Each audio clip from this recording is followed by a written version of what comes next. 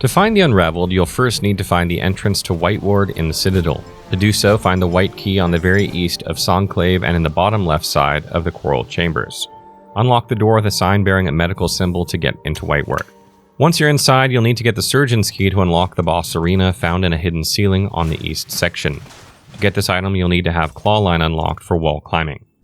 Then, from the White Ward bench, go left and use the elevator to go down. When you reach the bottom floor, go left again, and near the end of the room, you should find an ornate lock, which will unlock the Unravelled's arena. The Unravelled is a boss whose difficulty mainly comes from the massive hitbox from the main boss, which deals 2 masks of damage on contact damage.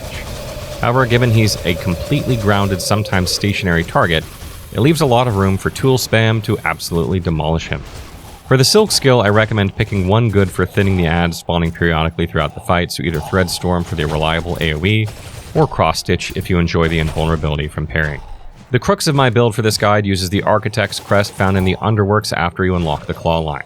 This crest lets you replenish your tools with shards mid-fight, allowing you to spam more tools than your current limit.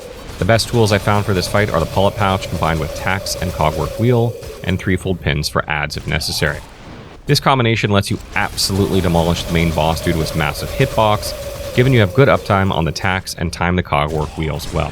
At the start of the fight, 1 then 2 ads are going to spawn, and which should be easy enough to kill with Threadstorm and your threefold pins. After you kill the 2 ads, the main boss will spawn on the right side of the screen. Before he spawns in, you want to put exactly 3 tacks down on the right side of the room, then position yourself on the left. When he spawns in, throw a Cogwork Wheel to deal huge damage right off the bat.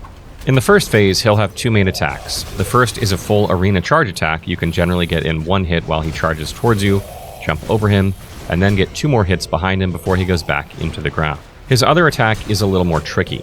He'll spawn on either side of the screen, then chuck 2 to 4 large ranged projectiles at you, and I recommend staying far on the other end of the arena and trying to dodge the projectiles. He may charge at you after chucking these, so be careful and watch for that as well. Whenever he does this attack, chuck a Cogwork Wheel at him for some huge damage. He'll do these 2 attacks periodically throughout the fight, but the initial tool spam should get you to phase 2 very quickly. At the beginning of phase 2, 2 more ads will spawn in that you can take out quickly with the threefold pins if necessary. Once you kill these 2 ads, put 2 sets of tacks down both sides of the arena for when he spawns in, and then use the Architect Binding skill to replenish your tools. You want to be replenishing the tacks on both sides of the screen periodically for the rest of the fight. Next, you'll begin spawning spears at you from the floor. There are 2 impact points to look out for: the indicator when it spawns, and when it moves towards Hornet and then thrusts downwards. These are generally easy to dodge if you can always move, and the spears only go down onto Hornet's position from where she was standing 1 to 2 seconds ago, so as long as you keep moving, it's hard for them to hit you. Once you deal enough damage again, he'll move to phase 3. You'll start by spawning 2 ads, then 1 more, which you can take out with your Silk skill or threefold pins.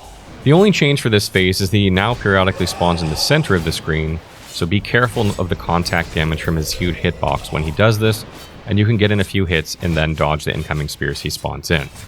In summary, you want to beat this boss in the most efficient way possible by using Tacks and Cogwork Wheel to deal ridiculous damage throughout the full fight.